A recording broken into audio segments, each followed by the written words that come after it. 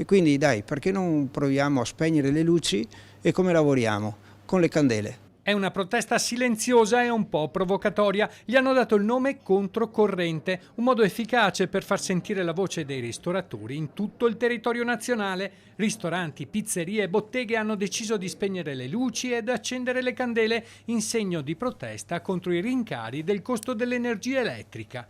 In tutta la provincia di Treviso il malcontento si sta allargando a macchia d'olio. Le bollette in questo e in altri ristoranti sono diventate insostenibili. Gennaio-agosto 2021 la spesa energetica era di 12.356 euro, lo stesso periodo del 2022 siamo a 28.501, è stato un aumento dell'oltre 130%, una cosa che non è sostenibile. In più, annuncio di ieri, si prevede per l'autunno un aumento del gas del 40%, dell'energia del 60%, non so che Natale andremo a fare. L'auspicio è che il futuro governo prenda celermente dei provvedimenti per calmierare questi aumenti. Siamo solo all'inizio perché adesso ci attendiamo la botta del gas e speriamo di poterla supportare, perché altrimenti è un punto di domanda: cosa facciamo?